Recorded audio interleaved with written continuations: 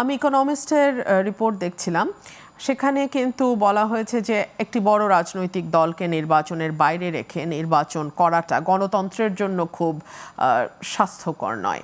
এবং বিবিসির যে সাক্ষাৎকারটি আপনারা দেখেছেন ডক্টর মোহাম্মদ ইউনূসের, সেখানেও কিন্তু ওনাকে বারংবার বেশ কঠিন প্রশ্নের মধ্যে দিয়ে যেতে হচ্ছে। সুতরাং ইন্টারন্যাশনাল মিডিয়ার যে একটা প্রচ্ছন্ন এক ধরনের মানে হি ইজ আওয়ার সান, হ্যাঁ, এই ধরনের একটা অ্যাটিটিউড ছিল যে হি ইজ আওয়ার সান, ওই জায়গাটা থেকে বোধহয় বিবিসি বা এই ধরনের গণমাধ্যমগুলো বেশ অনেকটাই বের হয়েছে। বিশেষ করে লাস্টলি ইকোনমিস্টের যে রিপোর্ট এসছে সেটাতে এটা পুরাই খুব স্পষ্ট। পশ্চিমা এই চাপে কি আওয়ামী লীগের নির্বাচনে অংশ নেয়ার ব্যাপারে সরকারের অবস্থান বদলাতে পারে? দেখুন, সরকারের সত্যিকার অর্থে খুঁটির জোরটা কি?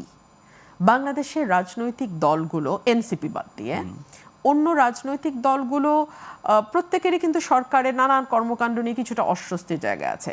আমি যদি অন্য দলগুলোকে বাদও দিই, the largest political party on ground BNP, এবং বিএনপির সঙ্গে যেই রাজনৈতিক দলগুলো দীর্ঘদিন আন্দোলন সংগ্রামে ছিল, তাদেরও কিন্তু ডক্টর মোহাম্মদ ইউনূসের ব্যাপারে এক ধরনের রিজার্ভেশন আছে, মানে ওনার কর্মকাণ্ডের কারণেই। সাধারণ মানুষ কিন্তু একেবারেই হ্যাপি না। আপনি নিশ্চয়ই একদমই আমজনতার সঙ্গে আপনার কথা বলতে হয়, চলতে হয়।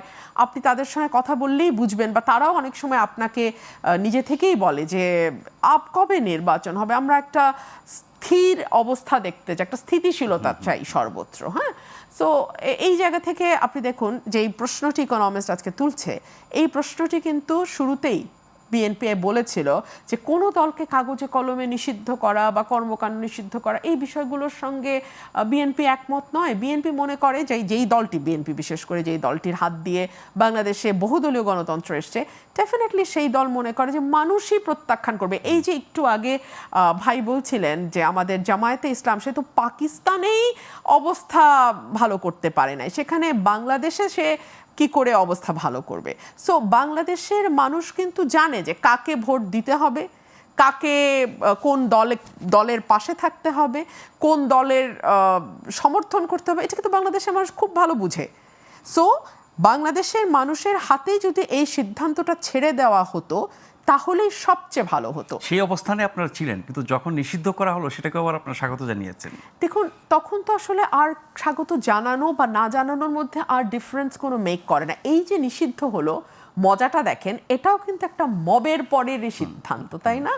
হাসনাত আব্দুল্লাহ তার দলবল নিয়ে যখন গিয়ে যমুনা ঘেরাও করলেন, এবং সেই দলবলের সঙ্গে ইসলামিক ফোর্সগুলো গিয়ে যুক্ত হলো, কারণ মানে এনসিপি তো আসলে 5-7 জনের বাইরে আর কিছু হওয়ার নাই। বরং এখন এমন অবস্থা যে একজন আরেকজনের অর্থনৈতিক এবং নৈতিক স্খলন নিয়ে ওপেন ডিসকাশন, ওপেন সংবাদ সম্মেলন, ওপেন সব কিছু হচ্ছে। হ্যাঁ, সো ওনাদের তো 8 জন বা 10 জনের বাইরে তো আর কারাই বা আছে। সো ইসলামিক ফোর্সকে আনা হলো, এনে এমন একটা অবস্থা তৈরি করা হলো যাতে সরকার তার যেই মনের ইচ্ছা সেটিকে সে বাস্তবায়ন করতে পারে।